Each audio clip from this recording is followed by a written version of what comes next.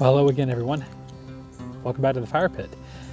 Richard here, and for another Fire Pit conversation. And it's great to be back here and on this summer afternoon. And it's a little warm, a little muggy, but that's okay. We're gonna get through this. We're gonna punch through this best we can. And so it's good to be back, just to be able to share a little bit more with everyone this week. Just some things that I've been kind of pondering in my heart, and that I'm really excited to dialogue with everyone about today. And so I hope this is a helpful conversation. And just before I kick it off, you'll see some more conversations coming up soon, but just about the Anvil Men's Boot Camp coming up in just a few short months, less than 3 months away, November 10th through the 13th, 2022. We'll be back for the Anvil, and I'm so excited about that. So excited to be joining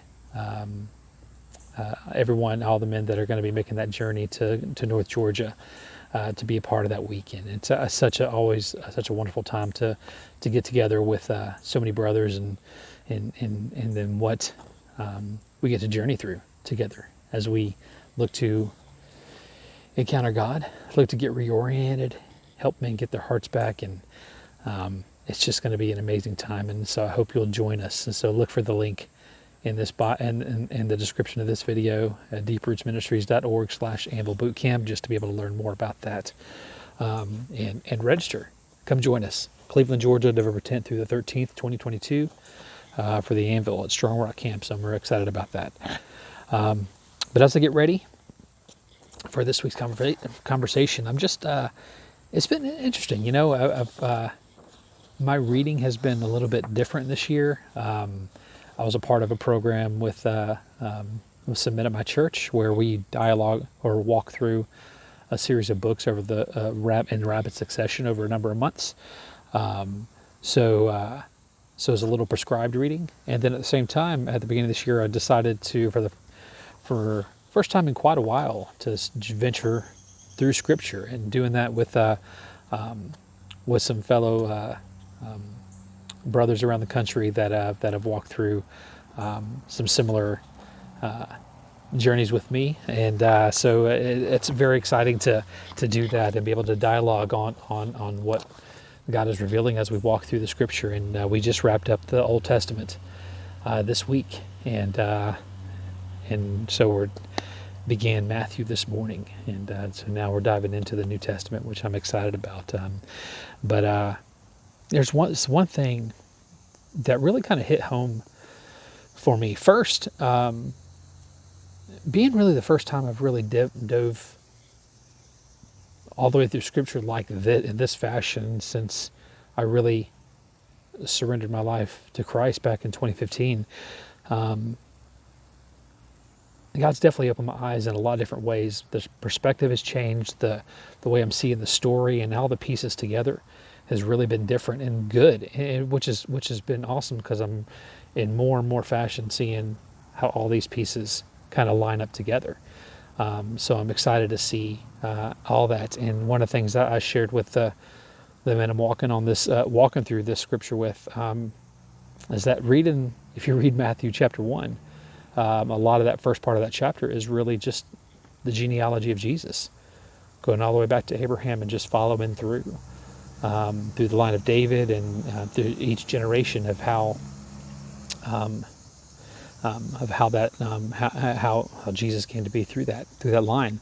But what's fascinating this time around, usually it's so easy to just kind of skim through something like that very quickly.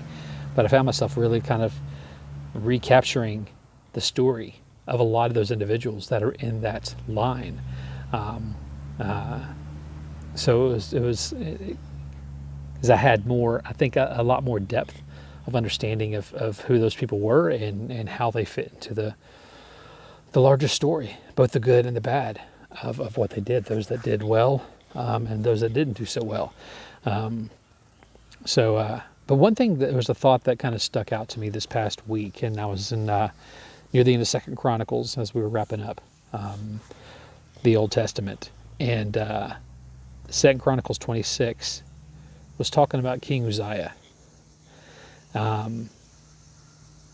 And and if you read through Chronicles, it's just following or kind of re-encompassing the entire history of Israel, and some genealogy pieces, but then following through recapturing some of that history, kind of a hopeful summary of the Old Testament through the exile and return from Babylon.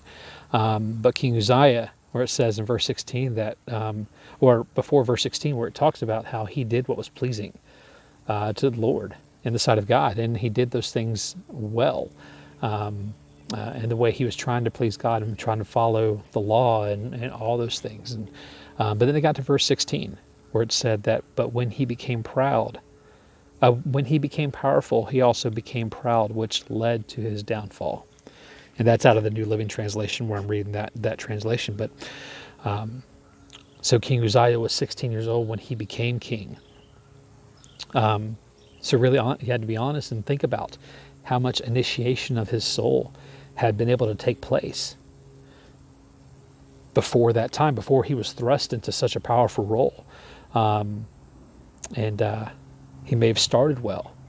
He had the example of his father Amaziah, who did well in following the law and following God.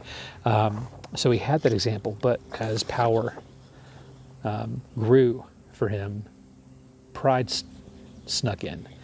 And it was interesting. And I was kind of processing some thoughts, and I was taken back to something that I read from Morgan Snyder from the book Becoming a King, which I would definitely recommend. And I know I've talked about that before. But one of the things that he says that to the desire to be powerful, to lead, care for, and bring goodness to a man's realm is central to the soul. Men entrusted with power, but who, having unaddressed and unattended rifts in the masculine soul, have brought harm to women and men and children under their care. It just got me to pause, and I put some thoughts together and sent them out to some people, and because it just really got me just kind of thinking about how easy it is for us, especially as men, to let our gifting and desire for success really outrun the pace of our soul and outrun the deepening of our union with God. And how many of us have fallen into that trap where we got a taste of a little bit of power, we got a taste of success, and in that we become prideful. I think it's very easy for so many of us, and I think there's a lot of us that can say that. And I don't know, I've definitely fallen into that realm at some points in my story as well. Where have we placed kingdom over character, rather than character over kingdom? And I think that's something we have to really kind of question ourselves and in our stories, and looking at how we pursue this life. How are we looking at development of our own character in our intimacy and union walk with God, versus the building up of our own small K kingdoms? Of what does that look like when we're so wrapped up in kingdom building? And just like King Uzziah, how many times has it led to our downfall? Where has our gifting and our success and our pride gotten in the way so much that in the end all it could do was come crashing down? It was the only way for God to get our attention. And so we had to begin this is something I really wanted to wrestle with, and I wanted to share on this conversation with of that question of where have we allowed that? Where have we placed kingdom over character? How well have we handled the domain we've been entrusted with, and what is the fruit of that? Whether it's good or bad, what has been the fruit of how well we've steward the domain that God has entrusted each of us with? We had to begin to address those questions, and find some significant answers to that. And that's something I've really tried to spend some time really walking through. Because I know at times that I've allowed myself to get caught up in feeling like I'm doing good things, but at the same time it became my plans, my way, rather than trusting and allowing God to take the lead and do what He wants to do through everything. So That's really the gist of the conversation this week. I don't have a whole bunch else to add to that, but really just questions to ponder, for each of us to ponder and really wrestle with. How well are we handling our kingdom? Those that, and how well have we stewarded those that God has entrusted us with, and what has been the fruit of that? And have we allowed pride, success, or that need for pride, that desire for, or that need for success, that need for power, have we allowed that to overtake us in such a way?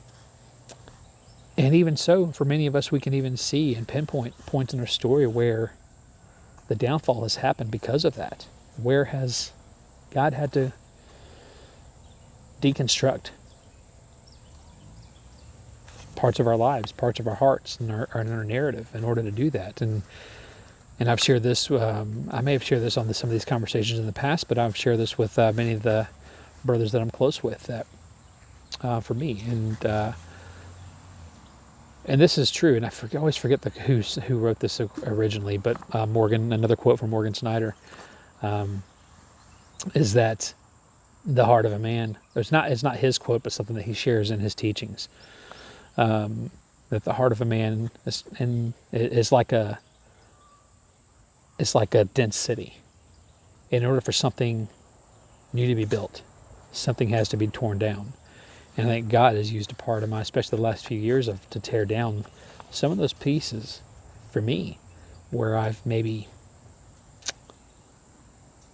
haven't fully yielded as much as I know I should have, or I thought I had, that I knew, but that He's revealed that, hey, you haven't fully trusted me in these areas as much as you think you have, and He's had to rip some of those places down in order to build the good that He wants to continue to build within me. And I know that's what He's up to in so many of us. So that's just something to wrestle with this week, to ponder and think about. Where do we need to look at ourselves in terms of character versus kingdom? What are we building versus what are we allowing God to build in us? And how is that, and what is the fruit of all of that in our life? Or what can be the fruits of all that if we get out of the way and allow God to do the work? So that's where I am this week. So I hope this was helpful. I hope this was an encouraging conversation for y'all. And I'd love to be able to hear any feedback you may have, and if there's anything that was helpful in this. But I look forward, again, I'm so thankful to be able to sit here and dialogue on this stuff, and I look forward to being back here again on another Fire Up a Conversation. So until next time, friends, take care.